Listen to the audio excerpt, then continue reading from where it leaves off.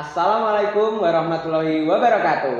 Halo semuanya, salam genre. Salam. Remaja genre, sehat, cerdas, ceria. Genre Indonesia, saatnya yang muda yang berencana. Genre Blora, ijazah lage ijazah. Nah, halo teman-teman. Jadi di sini kami dari PIKR Gemilang SMA Negeri 1 Blora akan mengadakan podcast nih teman-teman. Nah, bersama narasumber kita yang spesial banget nih hari ini. Halo, Halo ya. kita bersama dengan Duta Genre SMA Negeri 1 Blora. Nah, mungkin bisa kenalin dulu nih kalian. Halo semuanya, di sini saya Duta Genre SMA Negeri 1 Blora Putri. Nama saya Natasha Valugo, biasa dipanggil Natasha. Salam kenal semua. Nah, halo semuanya. Kenalkan nama aku Hanif Fitri Akbar. Di sini aku sebagai Duta Genre Putra SMA Negeri 1 Blora tahun 2025. Wah, jadi kita bersama Duta Genre nih sekarang. Nah, lalu hari ini kita mau bahas apa sih sebenarnya? Jadi hari ini kita akan bahas tema yang cukup seru banget, yaitu konselor sebaya. Nah, mungkin beberapa dari kalian udah ada yang familiar nih, apa sih itu konselor sebaya? Mungkin tentang ya ciri-cirinya atau bagaimana mungkin kalian sudah pernah dengar. Tapi mungkin kalian mikirnya itu masih ya baru tahu-tahu aja ya, tidak secara mendalam. Nah, jadi hari ini kita akan membahas konselor sebaya itu lebih mendalam. Jadi mungkin kalian yang taunya nih itu psikolog ya, kalau kita mau cerita-cerita itu datangnya ke psikolog. Namun ternyata ada juga nih yang namanya konselor sebaya di mana kita juga bisa cerita-cerita. Nah, jadi tanpa menunggu lama-lama kita langsung aja kita tanya-tanya ke Duta Genre kita. Oke, boleh banget nih. Oh iya, masih namanya siapa tadi? Oh iya, ya, belum perkenalan ya. Oh iya, terima kasih. Oke. Oke, jadi saya di sini sebagai moderator. Iya. Saya Arka Jatma Putra Nanta dari PIKR Gemilang SMA Negeri 1 Blora. Saya juga menjabat menjadi wakil ketua. Oke.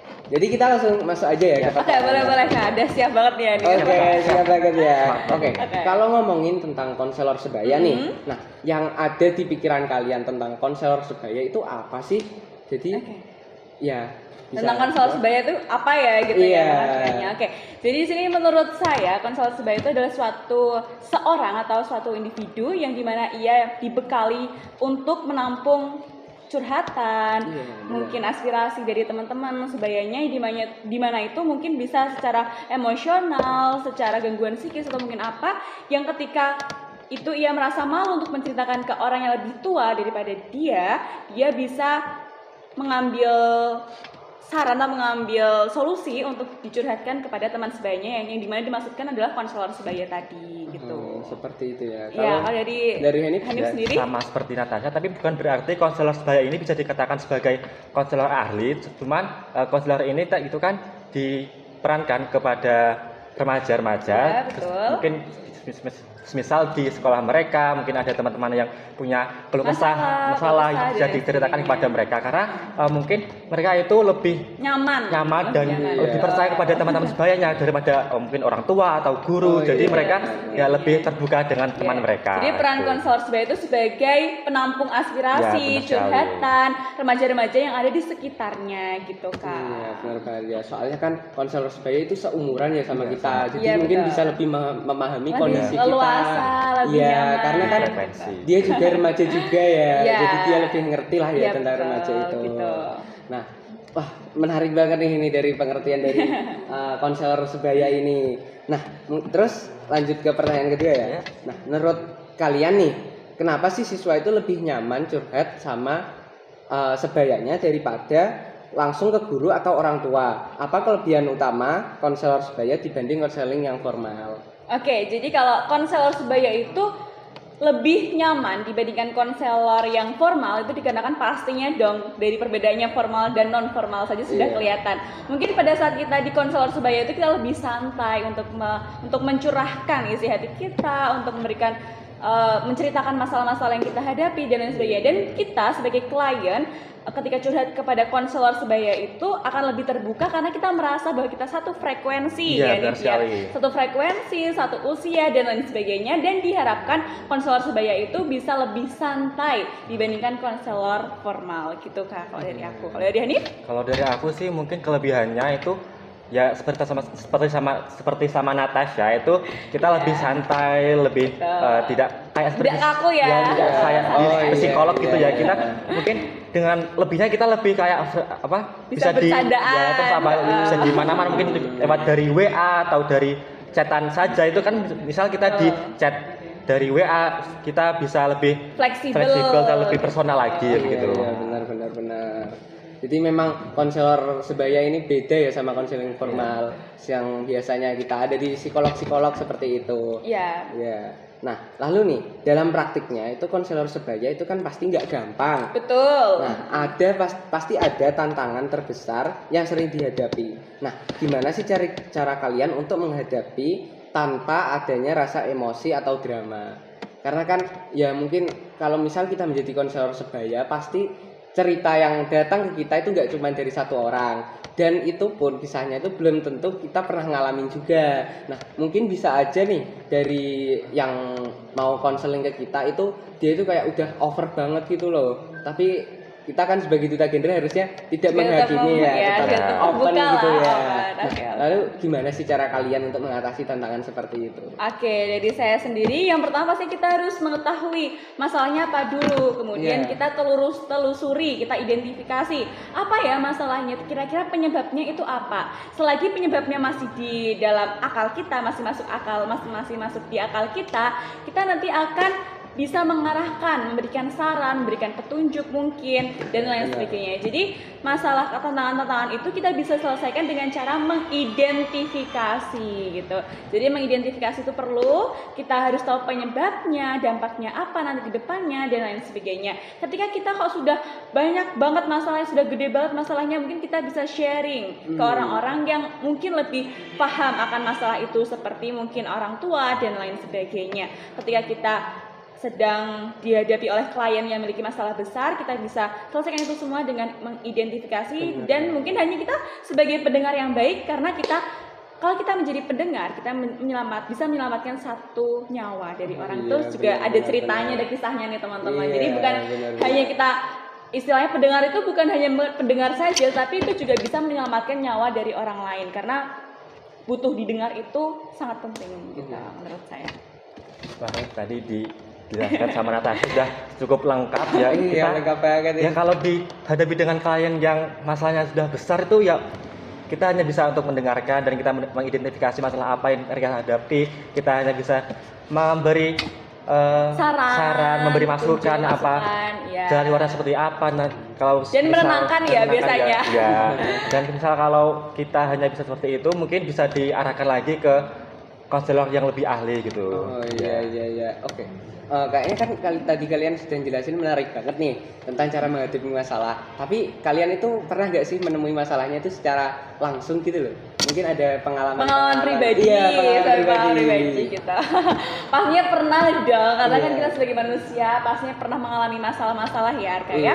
Tidak perlu dipungkiri lagi bahwa kita sebagai manusia juga pasti pernah mengalami masalah, karena kita sudah dibekali dari genre itu banyak sekali ya materi-materinya yang bisa kita implementasikan di dalam kehidupan sehari-hari. Jadi kita bisa mengatasinya insya Allah dengan santai, dengan step by step, tidak terburu-buru dan lain sebagainya. Dan materi dari genre itu juga sangat berpengaruh dalam kehidupanku setelah aku masuk di ranah Big Air Gemilang SMA Negeri 1 Blora ini. Gitu. Bagaimana dengan Hanif nih? Ya, mungkin kalau ini cerita ya, mungkin misal ada contoh dari pengalaman pribadi, mungkin ada teman-temanku yang curhat ke aku, misal tentang pacar mereka, hubungan mereka itu ya. Wah, ini remaja banget sih. Aduh, Hanif, aku habis putus nih sama pacar aku. Kamu gimana? Aku harus gimana nih? Nah, mungkin itu aku bisa kasih saran, mungkin ya udah kamu labasin aja, kan kamu masih remaja, kamu masih sekolah, masih pendidikan, iya, kamu fokus sekolah dulu untuk menuntut ilmu yang lebih tinggi begitu. Iya, jadi gitu sih.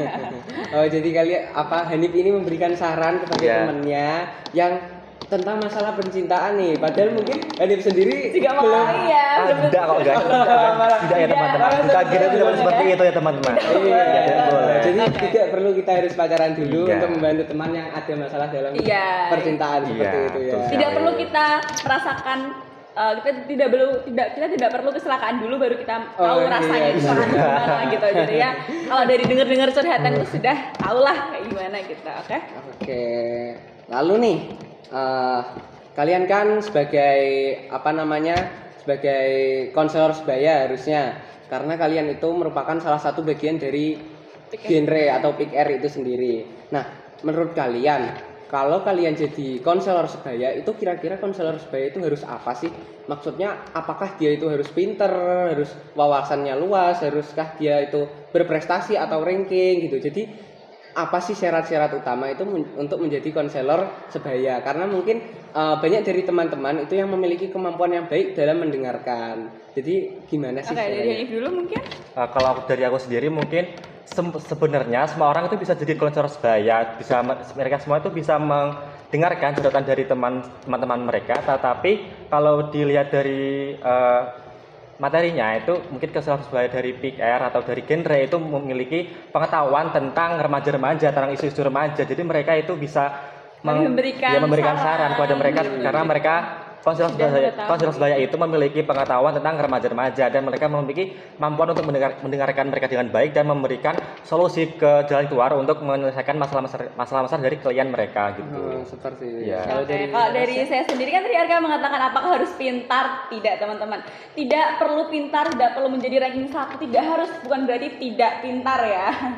Tidak harus pintar dalam akademik, tapi pintar dalam mengolah emosi, dalam memberikan saran dan lain sebagainya. Jadi meskipun mungkin ranking 1 tapi kok kurang bisa mendengarkan, tidak menjadi pendengar yang baik, itu menurut saya kurang pantas, kurang cocok untuk menjadi konselor sebaya. Jadi yang diperlukan adalah pengaturan emosional kita sendiri sebagai konselor sebaya. Yang kedua, memberikan bagaimana pandangan kita terhadap masalah itu sendiri, itu harus kita pintar memandangnya bagaimana. Kemudian yang ketiga, pintar memberikan saran. Kemudian yang keempat, tidak mudah tersulut emosi. Dan juga yang kelima itu dia harus menguasai materi atau mungkin pengalaman-pengalaman. Wawasan yang luas itu perlu di dalam konselor sebaya. Karena kalau konselor sebaya tidak memiliki wawasan yang luas, lalu bagaimana dengan klien-klien untuk mendapatkan solusi yang kita harapkan dari konselor sebaya itu memberikan solusi gitu. Jadi konselor sebaya itu diwajibkan untuk memiliki wawasan yang luas supaya dia nantinya bisa memberikan solusi, memberikan saran dan lain sebagainya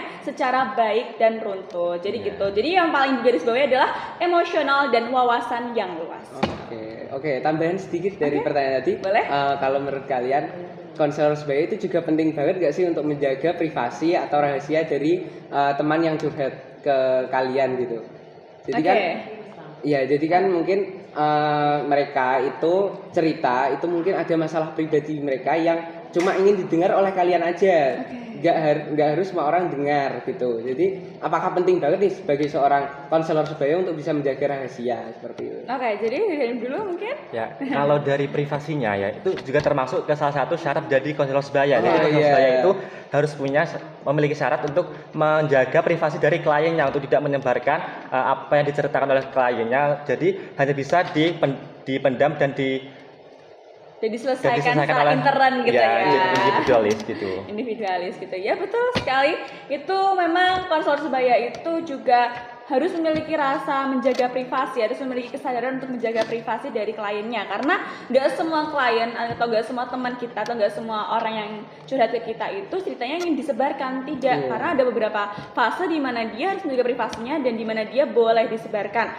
Contohnya saja masalah keluarga, masalah percintaan atau masalah hal-hal yang lain, itu ada seorang dari teman yang di mana ia meminta untuk di privasi saja, tidak boleh disebar-sebarkan karena takutnya ada dampak-dampak atau berita-berita isu-isu yang terkait dia dan disalahgunakan. Jadi menjaga privasi itu sangat penting dan itu menjadi salah satu, betul sekali apa yang dikatakan Hanif, menjadi salah satu indikator untuk menjadi konselor sebaya. Jadi menjaga privasi itu very important ya, gitu teman-teman. Oke, berarti kalau misal kita curhatin temen nih, artinya kita itu secara tidak langsung kita sudah menjadi konselor sebaya. Nah, tapi juga harus baik ya teman-teman, jadi konselor jangan asal-asalan langsung. Karena kita ini jadi percaya banget loh ya. Iya, jadi tempat cerita untuk menampung segala keluh kesahnya di kehidupan mereka semua ya. Jadi kita sebagai konselor sebaya itu nggak harus kita itu pandai banget di akademik, yang penting kita bisa memahami orang lain dan juga kita bisa menjaga privasi satu sama lain. Ya, betul sekali. Benar banget. Oke.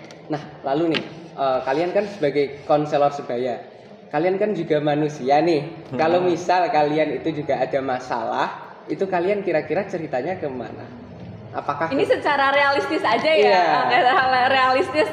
Kalau di kehidupan sehari-hari teman-teman, for your information, ayo maaf, by I. Ya maaf For your ya. information. Just for your information aja. Kalau saya sendiri itu biasanya curhat ke orang tua karena saya masih dekat banget gitu dan selalu deket sama orang tua saya, sama ibu saya terutama ya. Jadi setiap ada masalah yang mungkin nggak bisa saya pendam sendiri, saya selalu ceritakan ke ibu saya karena ibu saya itu bisa memahami perasaan saya, bisa memahami bagaimana kehidupan saya, sifatnya anaknya ini dan lain sebagainya. Jadi ya kalau di realistisnya, di kehidupan nyatanya, saya pasti selalu cerita ke ibu saya kalau saya ada masalah. Saya juga manusia, saya juga butuh tempat cerita. Gitu. Iya, benar-benar. Ya, Kalau sama dengan Natasha, kalau aku juga curhat ke orang tua, tapi di sisi lain aku juga mengimbangi dengan beribadah dan curhat kepada Allah Subhanahu wa taala. Jadi kita lebih ke yang di sana lah ya. Gitu. Dan kita solusi yang di atas gitu. Itu juga tidak lupa tuh dan itu pasti ya dengan Tuhan yang Maha Esa. Iya, karena kalau kita seperti itu udah menenangin banget Iya, rasanya. alhamdulillah ya. Betul. Dan juga mungkin kita sebagai manusia itu ada kalanya kita harus bisa mendengarkan, tapi juga ada kalanya kita harus bercerita. Didengarkan. Juga. Iya, Kita benar didengarkan. banget. Karena kita nggak selamanya bisa mendengarkan. Dan untuk kalian nih mungkin juga yang sering cerita-cerita ke teman itu, kalian bisa lebih mendengarkan lagi kalau misal teman kalian yang dicurhatin itu mungkin lagi ada masalah atau lagi ada sesuatu yang mereka hadapi. Jadi jangan melulu ingin didengar, tapi coba sesekali untuk menjadi pendengar. Dan juga teman-teman jangan sampai salah pilih konselor sebaya ya. Jangan ke semua orang kalian cerita karena oversharing itu juga bahaya. Betul nggak sih Anda? Iya, betul banget. Betul nggak sih Anda? Betul sekali. Nah, jadi kalau kalian misal mau bercerita seperti itu datanglah ke PIKR. Iya. PIKR itu merupakan wadah yang sudah terpercaya karena memang sudah terbentuk dari awal untuk dasar-dasarnya gitu. Nah, gitu teman-teman. mungkin terakhir ya ini. Ya boleh. Terakhir, oke. Pertanyaan terakhirnya itu kalau bicara tentang masa depan PIKR dan konselor sebaya, apa harapan dari kalian supaya kedepannya itu peran konselor ini makin kuat, dipercaya dan bermanfaat buat kita semua. Jadi mungkin conclusionnya aja dari tadi dan juga harapan kalian nih untuk konselor sebaya di PIKR ini. Oke, jadi dari saya sendiri, harapan saya dalam PIKR Gemilang SMA Negeri 1 Blora ini semakin maju, semakin berkembang, semakin banyak relasi dan istilahnya ada kerjasama di berbagai bidang. Kemudian juga untuk meningkatkan kualitas dari pengurusnya sendiri itu dilakukan di dalam kegiatan kesehariannya gitu, dan juga menjaga privasi dari teman-teman kita dan lain sebagainya. Dan juga pastinya kita harus sering-sering baca mengenai materi PIKR, materi genre yang ada, karena di situ semua dapat menjadi panduan kita untuk menjadi konselor sebaya dan dapat mengajukan PIKR genre atau PIKR Gemilang SMA Negeri 1 Blora sendiri gitu. Kalau Hani? Ya, sama dengan Natasha, aku juga berharap di PIKR Gemilang ini ada semakin maju, semakin hebat, semakin gemilang, berkembang ya. Dan juga bertaburan berjuta bintang. Ya. Dan juga konselor sebayanya semoga semakin maju, semakin bisa menyelesaikan solusi manfaat dengan keluar kepada klien-kliennya, dan semoga kita di PIKR Gemilang ini semua anggotanya, semua pengurusnya, pokoknya semuanya bisa dilanjutkan dengan pengurus-pengurus yang akan ada di masa depan nanti gitu. Iya gitu. Ya, seperti itu. Jadi memang semoga aja konselor sebaya ini terus ada di kehidupan kita seperti itu. Jadi kita itu harus bisa membaca situasi dan kondisi seperti itu ya. Ya betul sekali. Oke teman-teman. Oke, sudah. Mungkin sudah cukup sekian podcast dari kami. Seru banget ya. Seru banget sekali bisa sharing-sharing ya. Iya. Nah, Jadi hari ini kita sudah membahas tentang konselor sebaya. Iya, tentang konselor sebaya ini. Nah, kalau teman-teman mungkin masih ada penasaran nih, boleh kalian bisa cari-cari sendiri, mungkin di YouTube, mungkin di materi genre juga ada sendiri, sudah ada di akun Instagram genre juga. Di akun Instagram Pik R Gumilang SMA. Iya, di akun Pik R Gumilang itu juga sudah ada materi-materi dan juga kegiatan kita juga aktif ya. Iya, kita aktif banget nih. Betul Sama sekali. ini, kalau kalian misalnya penasaran sama materi-materi genre, bisa nih datang ke perpustakaan. Lentera Ilmu tentunya, karena di dalam perpustakaan ini kita juga ada materi-materi genre. Iya, betul sekali, benar. Karena kita juga ada pojoknya sendiri nih. Pojok untuk kependudukan. Kependudukan. Iya, ada materi-materinya. Setelah kita itu sudah mengikuti SSK atau Sekolah Siaga Kependudukan. yang dilaksanakan baru kemarin, teman-teman. Oke, Iya, sudah. jadi gazebo gitu juga ada ada pos-posnya. materinya, kalian bisa baca-baca sendiri. Oke, mungkin sudah cukup dari kita. Terakhir nih, kita salam genre dulu ya. Boleh. Oke, yuk teman. Salam genre. Salam. Remaja genre. Sehat, cerdas, ceria. Genre Indonesia. Saatnya yang muda, yang berencana. Genre Blora. Ijazah se, lage ijabsa. Oke teman-teman, see you next time. Sampai jumpa. Maaf bila ada kesalahan. Wassalamualaikum warahmatullahi wabarakatuh. Waalaikumsalam warahmatullahi wabarakatuh. See you.